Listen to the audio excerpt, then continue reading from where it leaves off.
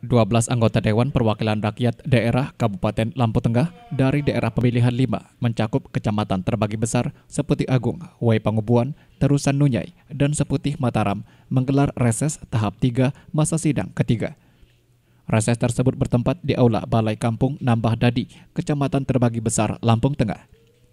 Anggota Dewan yang hadir dalam reses tahap 3 tersebut diantaranya Sumarsono dari fraksi PDI Perjuangan, Lambok Nainggolan, fraksi PDI Perjuangan, Wayang Eka Mahendra, fraksi PDI Perjuangan, Firdaus Ali, fraksi Gerindra, Najamuddin, fraksi Demokrat, Slamet Anwar, fraksi PKB, Rizani Andi, fraksi Nasdem, Jauhari Subing, fraksi PKS, Fajar Fitri, fraksi Perindo, Julius Heri Susanto, Agus Suwandi, dan Aris Wanto dari fraksi Golkar. Kegiatan tersebut juga hadir para kepala kampung, aparatur kampung, tokoh masyarakat, tokoh agama, tokoh pemuda, dan tokoh wanita, serta perwakilan masyarakat kecamatan setempat. Acara tersebut dipimpin langsung Ketua DPRD Lampung Tengah, Sumarsono. Dalam sambutannya, Sumarsono mengatakan reses dilakukan untuk menyerap aspirasi masyarakat hingga tingkat bawah. Tujuannya untuk mengetahui plafon pembangunan yang dibutuhkan masyarakat, terutama di tingkat-tingkat kampung.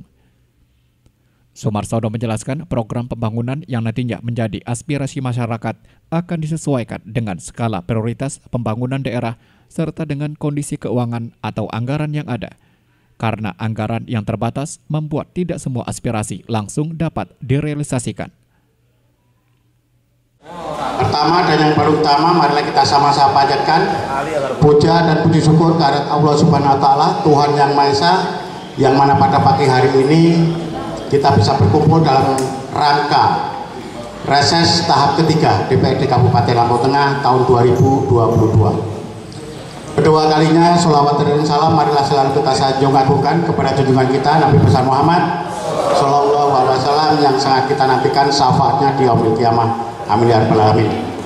Bapak dan Ibu, seperti biasa reses tujuannya adalah menyampaikan program pemerintah dan menyerap aspirasi. Kalau kemarin aspirasi yang diserap bagaimana sampean marah semua terkait jalan di depan kita itu, saya kira arep itu tak antemi karo boto. Kemarin jalannya rusak, kami reses di sini diamuk semuanya. Kalau hari ini masih nggak percaya, kalau sudah kami perjuangkan, maju ini tak antem botol. Kami juga, ya walaupun provinsi, kalau nggak kami usulin bisa toh. Podo karo kampungmu gak usul karo aku iso. Nah, ya bandel bro. Ilmunya lebih dhuwur iki. Tanpa desakan, tanpa usulan dari kabupaten, tidak mungkin itu akan terjadi. Itu pun melihat kemampuan keuangan pemerintah provinsi. Pengeboran lepas pantai kita di Provinsi Lampung itu sudah berhasil, dan mudah-mudahan dengan itu nanti tinggal dieksplor sehingga bagi hasil terkait dengan bagi hasil minyak akan berhasil. Program pemerintah Kabupaten Lampung Tengah, walaupun di sana sini terjadi banyak kekurangan, Lampung Tengah sampai hari ini masih posisi ketiga terbaik seprovinsi Lampung. Yang dilakukan penilaian oleh Badan Biro Pusat Statistik, sehingga Lampung Tengah itu tingkat kemiskinannya nomor 3 di Provinsi Lampung. Jadi kita ada di 11,3% kalau nggak salah. Nomor 1 Bandar Lampung dengan 10, sekian. Nanti saya buka baru saya tahu kalau angka-angka ini, kalau nggak buka nggak tahu Pak. Karena salah satu keberhasilan daripada pembangunan suatu daerah adalah satu adalah tingkat kemiskinan, kedua indeks pembangunan manusia. Walaupun kalau di mata masyarakat, menurut penilaian masyarakat, berhasilnya sebuah pembangunan di daerah, pemerintah daerah adalah bagus dan tidaknya jalan. Barang adalah merupakan sebuah kebutuhan jalan itu. Namun demikian, karena luasnya Kabupaten Lampung Tengah, sehingga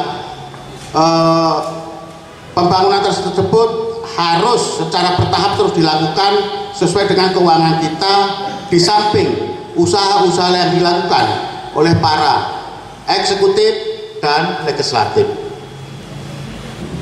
Sementara PAD kita hanya 210 miliar ya, 210 miliar.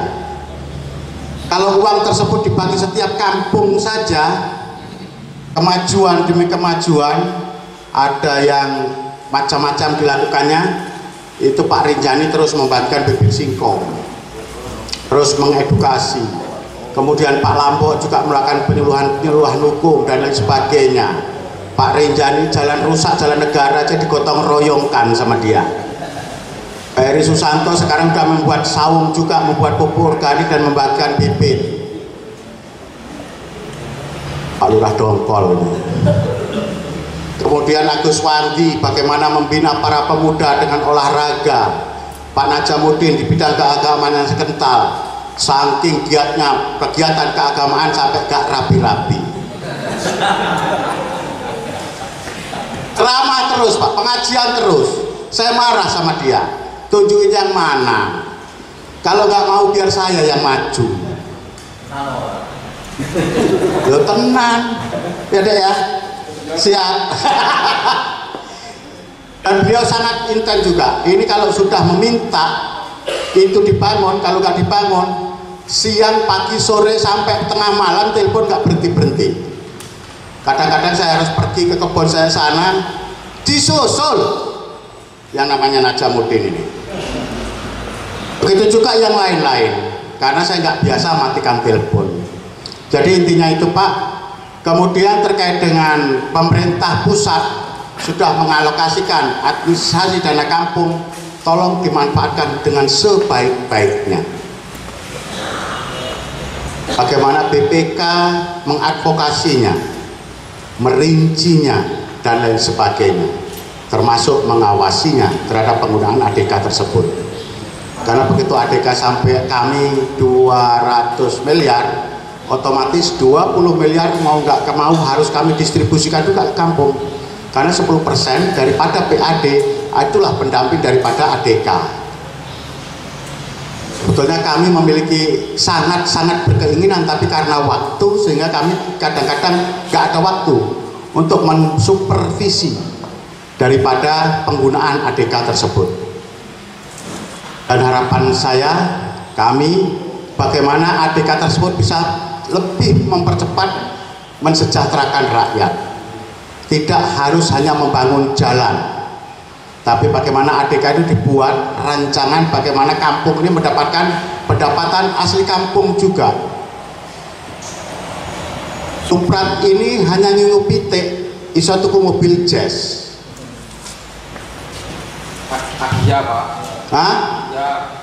Apa? Aila Pak, ya bukan jazz Pak. Ada jazz. Orang saya udah ke rumahnya kok. Aku udah ke rumahnya belajar. Cuma nginggu pitik. Modalnya mungkin ada yang pinjam kur. Nah kalau kampung ini kita ADK kita berapa dok? 400. ADD-nya? ADD 400. BJ-nya 1,2. 1,6 Bapak. Artinya 1,26 ya. 1,6 ya. 1,6 setiap tahun. Cuman karena Covid yang 40% didistribusikan untuk BLT ya. Seandainya, ini ngomong seandainya, setahun atau 2 tahun tidak membangun dulu tetapi dibuat badan usaha milik kampung yang qualified, kira-kira mendapatkan uang nggak? Masa iya nih Pak ini rakyat wong pinter, rakyat wong iso ngelola usaha bersama. Suprat, Mas Suprat itu gur ngingu pitik, sementara pitik gur dipakani ngendok didol. Prat ya. Teleke lek didol telek haram. Tapi ngedolnya kan pupuk, ya. Pak, beli pupuk kandang, kata dia aku beli pupuk kandang, ya nggak gua telek ayam, sampai telek ewe jadi duit. Tetapi begitu harga jatuh, nangis. Tetapi tokoh-tokoh dan aparatur kampung terbang ini nggak bisa berbuat apa-apa. Sementara beras regane ora mudhun kalau kita beli di pasar sana. Tapi kalau kita beli beras di gilingan tempat kita giling, regane 7.500. Tapi naik pasar tetap 10.000 loh. Karena saya beli.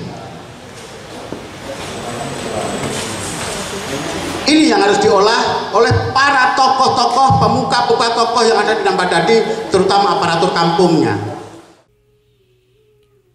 Setelah menyampaikan sambutannya, Ketua DPRD Lampung Tengah langsung memberi waktu kepada para perwakilan masyarakat yang hadir untuk menyampaikan aspirasinya. Ada beberapa aspirasi yang disampaikan oleh perwakilan dari masyarakat, seperti tentang galian pasir yang merusak lingkungan, kemudian perbaikan jalan, pengerukan irigasi, UMKM, serta terkait Islamic Center dan pengadaan mobil ambulans untuk kampung. Semua keluhan dan aspirasi dari masyarakat dan tokoh yang hadir dijawab oleh para wakil rakyat yang hadir. Saat menjawab aspirasi masyarakat, Ketua DPRD Lampung Tengah Sumarsono mengatakan bahwa hasil reses ini nantinya akan dirapatkan dan akan disampaikan di paripurna, kemudian akan diusulkan ke Bupati. Pihaknya berjanji bersama dengan anggota DPRD lain dari Dapil 5 akan memperjuangkan aspirasi-aspirasi dari masyarakat. Namun tidak semua aspirasi langsung dapat direalisasikan, akan ada skala prioritas karena terbentur dengan keterbatasan anggaran yang ada. Yang tidak terlalu lama dan itu waktunya pun puluhan tahun harus menunggu. Terima kasih. Assalamualaikum warahmatullahi wabarakatuh. Di perangkat kampung Nambadadi dan Karangindah beserta stafnya, kami di sini Pak, rakyat biasa, hanya mewakili masyarakat kampung Nambadadi yang selama ini saya sering sharing dengan kawan-kawan karena kami juga petani.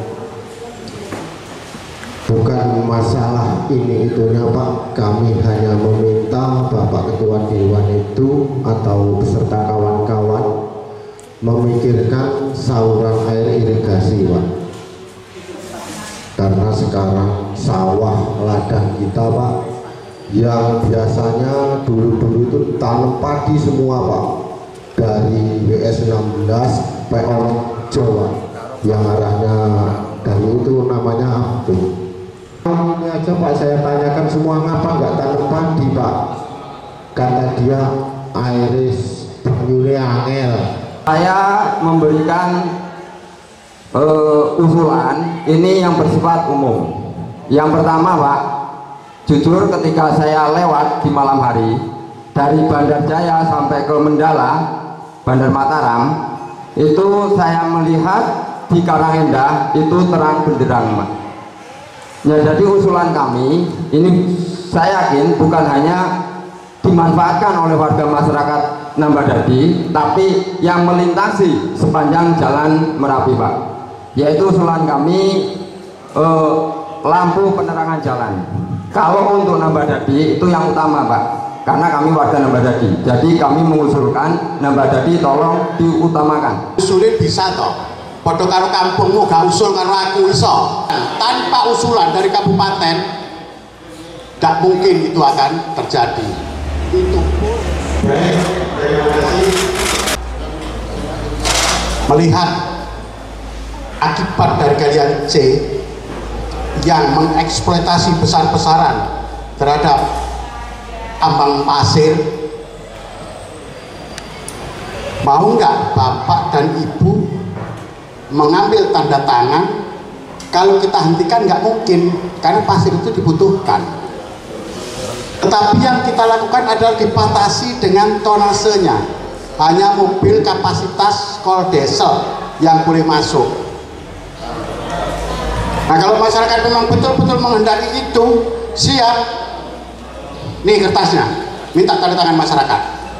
Kalau dia masih bisa masuk setelah ada tanda tangan masyarakat itu, leher saya taruhannya.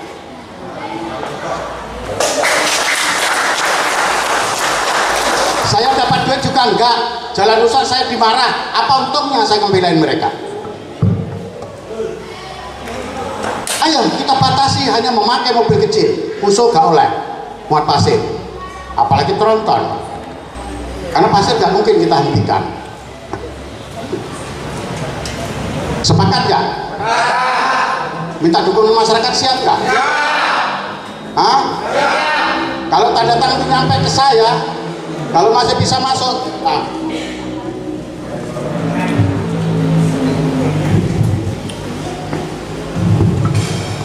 Jalan provinsi bisa nggak diusulkan ke pemerintah Kemendagri jalan negara?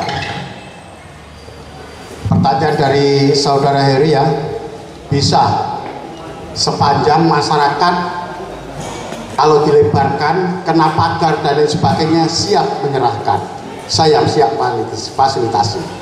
Karena lebar jalan provinsi dengan jalan nasional itu berbeda. Saya kita naik kena sakilan we ngamuk. Sementara sepanjang Bandar Jaya sampai Mandala. Ini terkait dengan regulasi, terkait dengan aturan. Karena kelas jalan negara luasnya minimal 26 meter. Jalan kita itu ada. Bukan kita larang, bukan. Buatin formatnya, dukungan masyarakat. Jalan yang ada dari mulai Tadus sampai Kadut dilarang memuat pasir memakai roda 6, memakai tronton. Ada. Nanti ini terus saya disposisi. Gini. Hal yang sama juga disampaikan Agus Suwandi, anggota DPRD Lampung Tengah dari fraksi Golkar. Menurut Agus Suwandi bahwa tentang usulan masyarakat kampung nambah dadi untuk peningkatan UMKM sudah masuk dalam Badan Perencanaan Daerah dan pihak Bapemperda akan segera memanggil pelaku usaha agar nantinya bisa menampung hasil usaha masyarakat kampung. Supaya bisa terdistribusinya dengan baik atau bisa mengangkat UMKM yang ada di kampung khususnya ya. Kebetulan di Senin yang lalu, kebetulan saya di Bapemperda, itu badan untuk pembentukan peraturan daerah. Salah satunya ada poin untuk mengatur toko modern dan supermarket.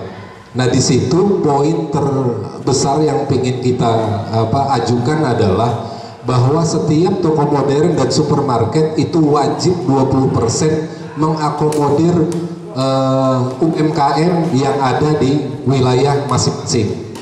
Contohnya adalah misalnya kalau di Bandar Jaya mungkin ada Chandra, ada PB.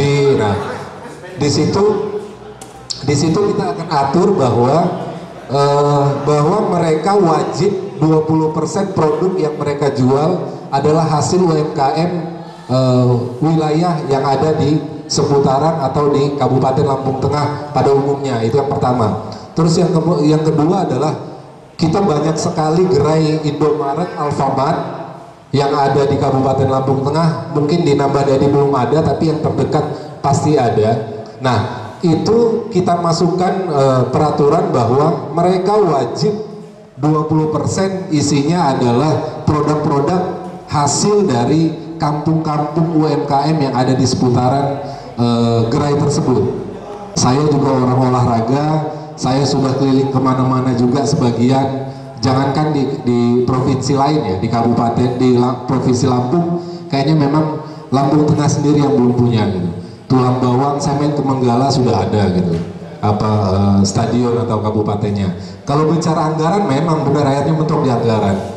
Saya masih ingat, mungkin teman-teman yang lain juga sudah masih ingat sekali, ada Pak Lambo, ada Pak Rinjani, ada Mas Julius Heri. Pada awal tahun 2020 itu kita sudah dapat anggaran sekitar 14 miliar untuk pembantuan 16 miliar untuk membangun stadion yang ada di Poncoati, di dekat pom bensin, kalau tahu pabrik es ya, dekat seputaran situ. Itu sudah ada anggarannya. Tapi memang balik lagi seperti Pak Ketua bilang, gara-gara kompak COVID ini tadi, pada saat kita sudah mau merencanakan membangun itu, tiba-tiba COVID. Kebetulan itu anggaran dari pusat langsung ditarik lagi. Itu yang pertama. Terus yang kedua, mau nggak ngebangun stadion? Mau gitu loh. So, teman-teman anggota DPRD juga pasti mau. Masalahnya tahun ini dan tahun depan, mohon maaf Mas, memang anggaran lagi. Karena apa? Kita ada tanggung jawab apa ya? Yang penerimaan penerimaan P3K itu penerimaan itu tanggung jawabnya adalah pusat yang akan memberesi semua gitu. Ternyata dalam perjalanan waktu itu dibebankan ke pemerintah daerah. Mau nggak mau setiap OPD itu segini ketiga untuk nganggarin space gaji dari P3K. Boro-boro kita membangun ini, ya gitu. Terbanggi besar atau yang mewakili yang saya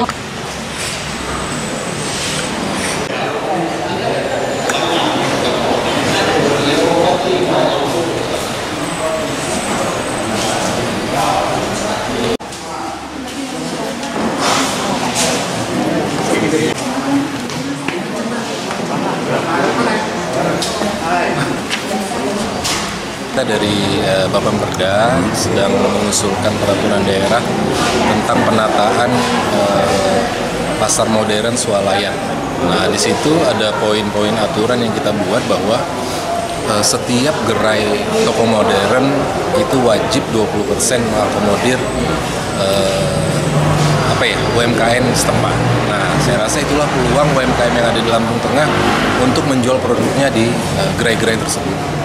Kalau harusnya kan sampai saat ini ada, hanya kita daerah belum mengatur secara spesifik kan seperti apa, bahwa setiap misalnya Alfamart, Indomaret, kita mintakan space mereka bahwa 20% produk yang mereka jual adalah UMKM setempat.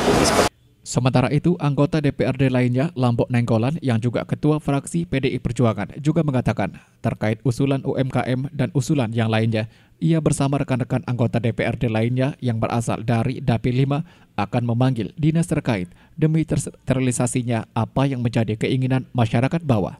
Ya baik, hari ini kita reses di Kampung Nambadadi, Kecamatan Terbagi Besar, dan dihadiri oleh para kampung dan juga para tokoh-tokoh dan juga perwakilan dari pemuda. Banyak usulan-usulan yang mereka sampaikan terkait masalah progres pembangunan di Lampung Tengah ini dari berbagai bidang. Tentu ini menjadi PR kami sebagai wakil rakyat agar kami bisa mengakomodir seluruh aspirasi yang disampaikan oleh beberapa masyarakat. Tetapi di lain pihak juga kita harus juga ada aspek keadilan ya, tidak hanya di Kecamatan Terbagi Besar ini, tapi juga kita harus memikirkan juga di seluruh kecamatan di Lampung Tengah ini. Memang yang utama yang menjadi aspirasi mereka adalah masalah jalan ya. Ya tentu ini kami sudah berupaya ya melakukan program agar perbaikan jalan di Lampung Tengah ini memang menjadi prioritas utama. Ya, di samping itu juga beberapa masyarakat juga mengusulkan terkait masalah pengembangan UMKM di masyarakat yang ini bisa meningkatkan taraf hidup masyarakat. Kita memberi ruang ataupun space ya, di mana masyarakat itu bisa menunjukkan ataupun menjajakan hasil kreasi dari UMKM ini, karena dengan mereka diberi space, diberi ruang sebagai tempat mereka berjualan, maka masyarakat mengetahui bahwa UMKM itu betul-betul mendapatkan perhatian dari masyarakat. Usai reses, Ketua DPRD Lampung Tengah Sumarsono juga mengatakan DPRD Lampung Tengah untuk pembangunan jalan yang berstatus jalan provinsi telah mengusulkan perbaikan jalan provinsi mulai dari Bandar Jaya sampai ke Bandar Mataram dengan nilai anggaran sebesar 24,6 miliar rupiah dan untuk wilayah timur, Kota Gajah hingga Bandar Surabaya senilai 70 miliar rupiah. Pihaknya berharap pembangunan tersebut dapat rampung tahun ini.